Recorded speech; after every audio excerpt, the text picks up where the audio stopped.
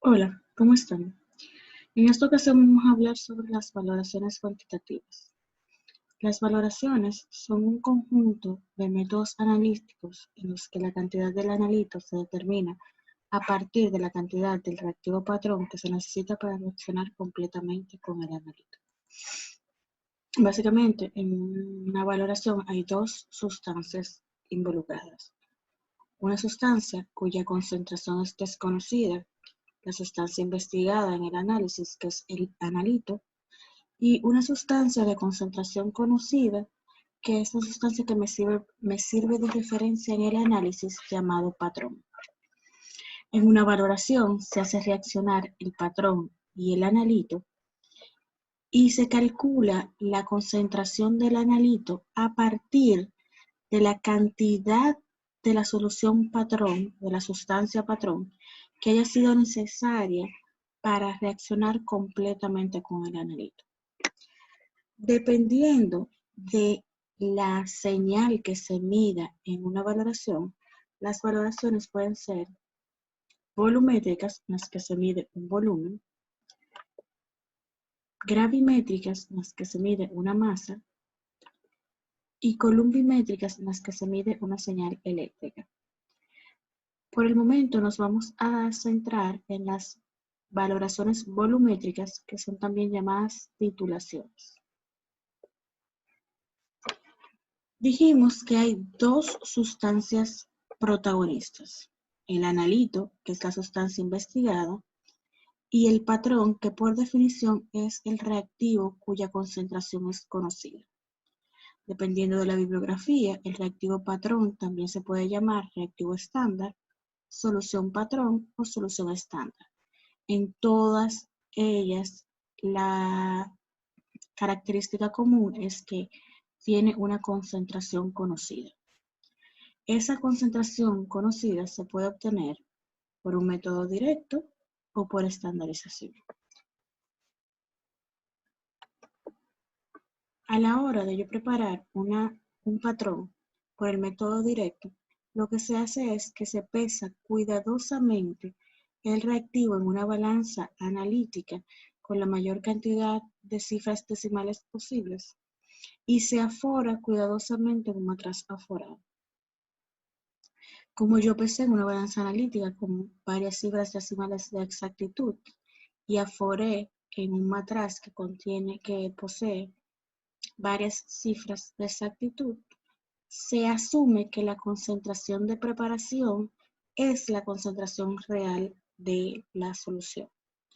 El problema de este método es que para yo poder trabajar en una balanza analítica, aforar en un matraz aforado y asumir que la concentración de preparación es la concentración real, yo necesito un reactivo que cumpla ciertas características.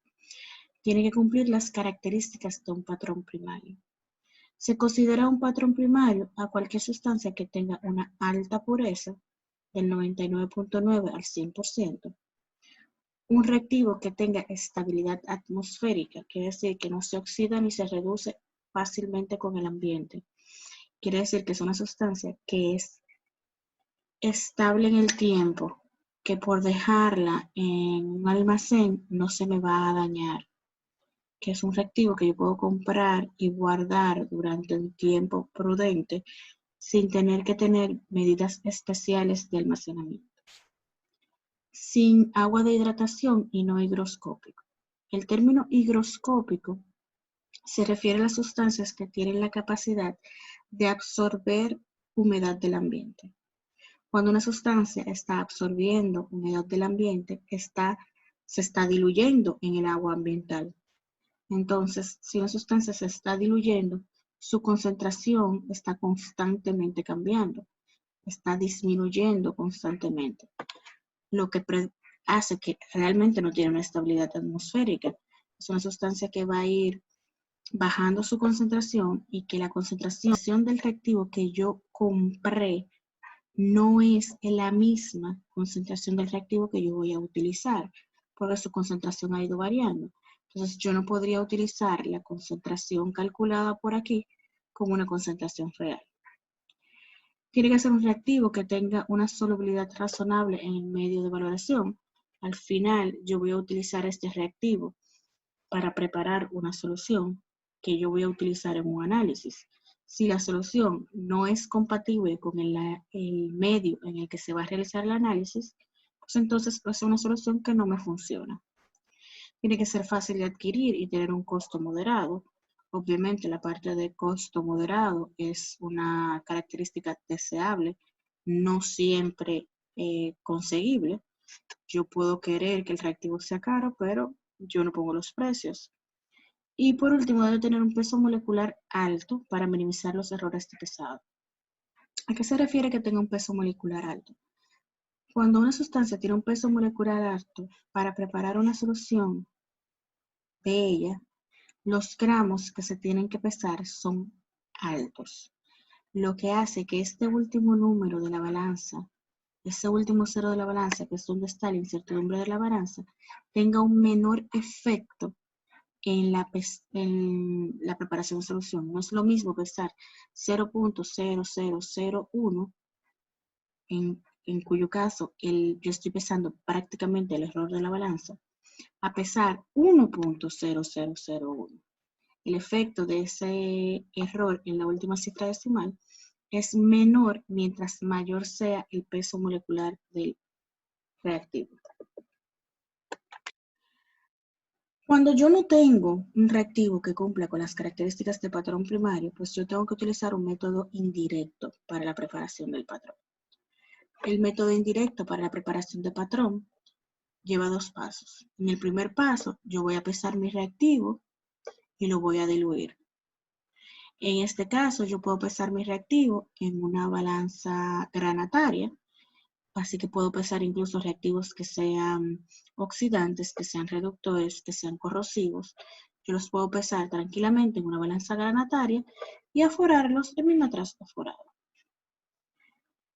Luego que yo tengo la solución preparada, esa concentración a la que yo la preparé es una concentración aproximada y la concentración real se va a determinar por un proceso de estandarización. En el proceso de estandarización, lo que yo hago es tomar mi solución preparada y titularla con un patrón primario. Como el patrón primario tiene una concentración conocida, pues yo utilizo la concentración conocida del patrón primario para determinar la concentración de mi solución preparada. La concentración de esta solución preparada se determina por referencia. Entonces, esto es un patrón secundario referido al patrón primario que yo utilicé para prepararlo. Ese patrón secundario también es llamado solución estandarizada. Entonces, yo peso, aforo, titulo y la concentración de la titulación es la concentración real de la solución preparada aquí. Independientemente de cómo yo haya hecho mi patrón, si yo preparé el patrón por el método directo o si yo preparé el patrón por estandarización, mi patrón tiene que formar una solución estable, que una vez yo haya determinado la concentración, esa concentración se mantenga estable en el tiempo y que yo no tenga que estar constantemente reestandarizando mi solución. Mi solución patrón debe reaccionar con el analito y debe reaccionar completamente con el analito. Si la reacción es muy rápida o si la reacción es incompleta, pues no me funciona para el método de valoración. Y por último, es deseable que mi reactivo reaccione selectivamente con el analito, que no hayan interferencias, de forma tal que yo pueda tener una mejor precisión de mis resultados. Veamos el principio del punto de equivalencia. Todo el método de valoración se basa en un principio llamado principio del punto de equivalencia. Lo que ocurre en el principio del punto de equivalencia es, al iniciar una titulación, dijimos ahorita que yo tenía 2 sustancias. el analito, que es la sustancia de concentración conocida, y el patrón, que es la sustancia de concentración desconocida. Pero en una titulación yo tengo además dos soluciones más. El titulante, que por definición es la sustancia que se coloque en la bureta, y titulada, que por definición será la solución que se coloque en el Erlenmeyer. Titulante, lo que está en la bureta. Titulada, la solución que se coloca en el Erlenmeyer. Tanto el titulante como la titulada pudieran ser el analito o pudieran ser el patrón. Lo que determina quién es el analito y quién es el patrón es cuál es la solución de concentración conocida y cuál es la solución de concentración desconocida. Lo que determina quién es el titulante y quién es la titulada es su posición en la titulación. Por lo tanto, una solución titulante podría ser el patrón y una solución titulante podría ser el analito. Todo va a depender del método que yo esté realizando. Incluso una misma sustancia titulante podría ser analito en una ocasión y patrón en otra ocasión. Así que son 4 cosas distintas. Patrón y analito se refiere a quién se sabe su concentración y quién no. Y titulante y titulada se refiere a su posición durante la titulación. Cuando yo comienzo una titulación, el titulante y la titulada están totalmente separados. El titulante está en la bureta y la titulada está en el Erlenmeyer. A medida que ocurre la titulación, yo voy a ir agregando del titulante a la titulada y va a comenzar a ocurrir la reacción. En este caso, por ejemplo, yo tengo que el hidróxido de sodio reacciona con el ácido clorhídrico para formar cloruro de sodio y agua. Entonces, yo comienzo a añadir del hidróxido de sodio al ácido clorhídrico y comienza a formarse cloruro de sodio y agua. Y este proceso de yo agrego de este a este para que se formen estos dos va a durar hasta que llega un punto en el que todo el analito y todo el patrón han reaccionado y todo lo que yo tengo en el Erlenmeyer es producto. A medida que yo fui agregando el titulante, la solución titulada va a ir reaccionando. En el momento en el que la titulada desaparece, ya no me queda nada del reactivo original sin reaccionar, todo el mundo se ha convertido en producto, ese punto se llama punto de equivalencia. En el punto de equivalencia, yo no tengo ni titulante ni titulada. Todo lo que tengo es productos. No hay titulante, no hay titulada, todo lo que tengo es productos. Ninguno de los dos está en exceso. No hay analito, no hay patrón. Todo lo que tengo es productos. Sin embargo, ese punto tiene un problema y es el hidróxido de sodio es una solución incolora, el ácido clorhídrico es una solución incolora, el cloruro de sodio es una solución incolora y el agua es una solución incolora. Entonces, si mis reactivos son incoloros y mis productos son incoloros, ¿cómo yo sé que yo alcancé el punto de equivalencia? No lo sé. Como no lo sé, debo determinar un punto muy próximo que se denomina punto final. En el punto final, lo que ocurre es que yo agrego un exceso de titulante. Al yo agregar el exceso de titulante, se produce un cambio físico en la titulación. Cuando se produzca ese cambio físico, el cambio físico lo que me indica es que el punto de equivalencia ya pasó. Entonces, en el punto final, yo veo un cambio que me dice que el punto de equivalencia pasó. Se produce porque yo tengo un exceso de la solución titulante. El asunto del punto final es que el punto final es un mal necesario. Yo lo determino porque yo no puedo saber la posición del punto de equivalencia. Pero mi interés en el punto final es simplemente el primer cambio que indica que el de equivalencia ya pasó. Es deseable que la diferencia entre el punto final y el punto de equivalencia sea la mínima posible. La diferencia entre este punto y este punto es una o dos cotas que me indican cuando yo estoy aquí que ya esto pasó. No es que cuando yo llegue al punto final yo voy a echar 3 o 4 o 5 gotas para asegurarme que yo llegue al punto final. No. Inmediatamente yo veo un cambio físico. Yo sé que yo llegué al punto final y por lo tanto el de equivalencia quedó atrás. Por eso es que lo importante es determinar el primer cambio físico.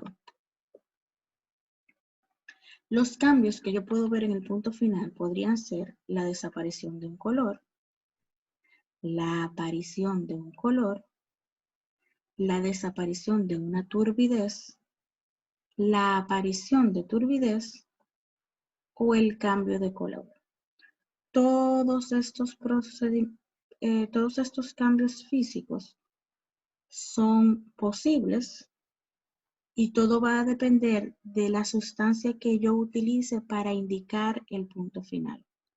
Algunas tienen color y lo pierden, algunas no tienen color y lo ganan, algunas tienen un color y lo cambian, algunas son sólidas y se disuelven y otras están disueltas pero precipitan.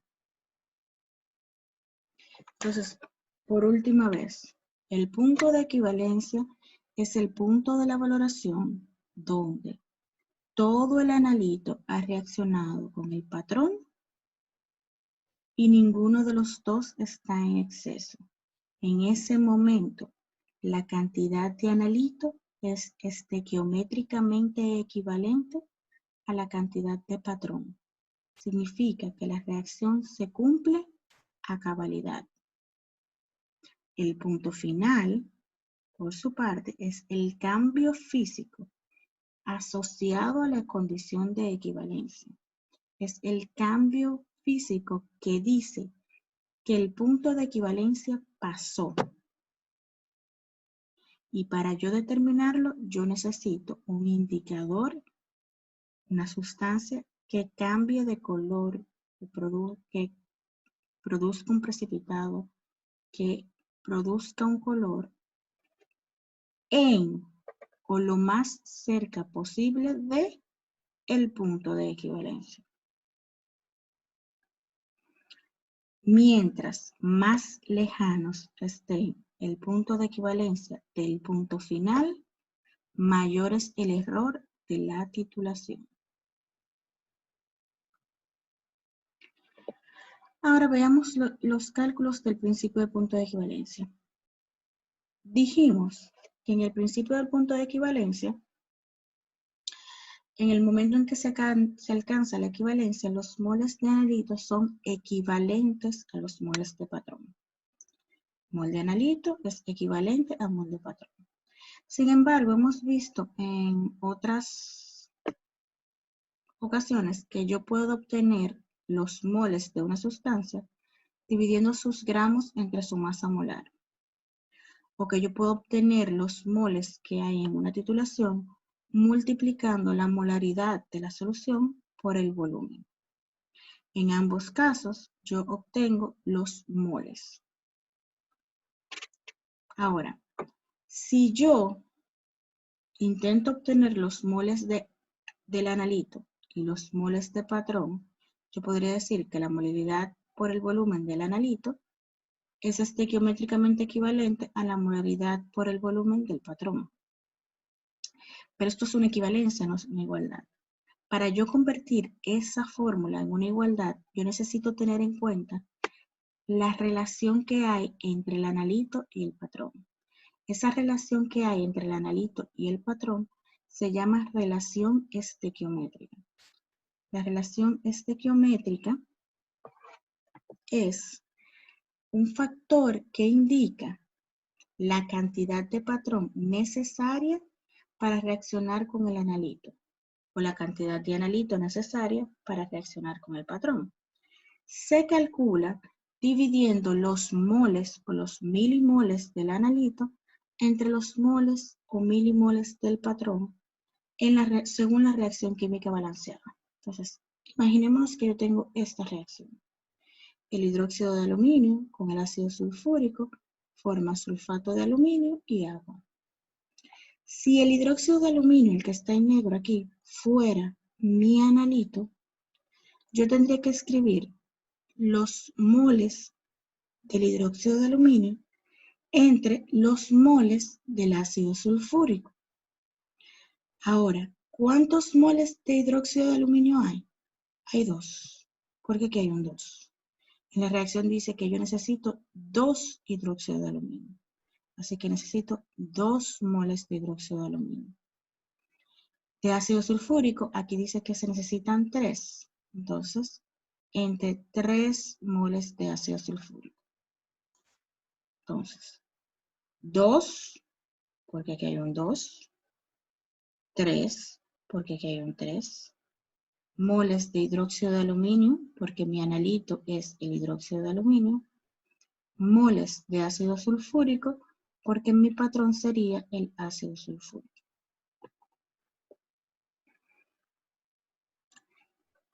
Ese concepto de molaridad por volumen podría llevarse a los términos de normalidad. Al final, el punto de equivalencia se llama punto de equivalencia porque surge de la definición de normalidad.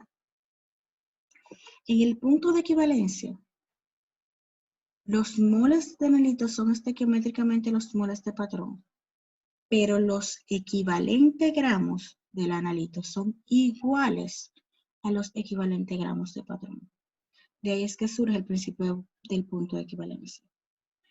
Ahora, los equivalentes es la unidad que se utiliza en normalidad, se pueden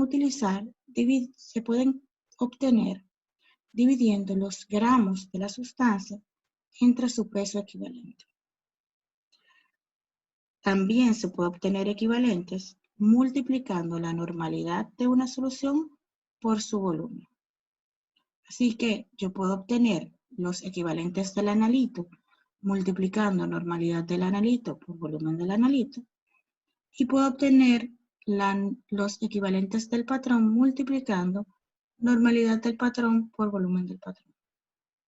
En este caso, esto sí es una igualdad, pero para fines de las unidades, esta fórmula se multiplica por un factor que se llama factor de equivalencia. El factor de equivalencia indica los equivalentes gramos de analito entre los equivalentes gramos de patrón. Con la particularidad de que en este caso yo siempre voy a utilizar un equivalente o un miliequivalente de analito entre un equivalente o un miliequivalente del patrón. Independientemente de lo que diga la reacción, aquí el cociente siempre va a ser 1. 1 de analito y 1 de patrón. Siempre, siempre, siempre que se trabaje en equivalentes, la palabra equivalente significa igual. Siempre que se trabaje en equivalentes, el factor de equivalencia será 1 sobre 1. Ahí hay un error tipográfico, eso es factor de equivalencia. Y siempre va a ser 1 sobre 1. Ahora, Las volumetrías se van a clasificar. En primer lugar, dependiendo de la cantidad de pasos que se usen. Yo tengo una volumetría directa, en la cual el analito reacciona directamente con el patrón. Uno está en la bureta, uno está en el Erlenmeyer, y la reacción entre ellos dos es directamente. Cuando yo hago una volumetría directa, yo leo el volumen inicial en la bureta, leo el volumen final en la bureta, y la diferencia que haya entre el volumen final menos el volumen inicial indica el volumen gastado en una titulación. Es el método directo. Ahora, cuando yo tengo una reacción que es muy lenta, yo no puedo hacer una volumetría directa.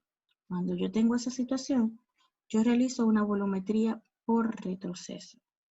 La volumetría por retroceso consta de 2 pasos. En el primer paso, yo tomo el analito y le añado un volumen conocido de patrón.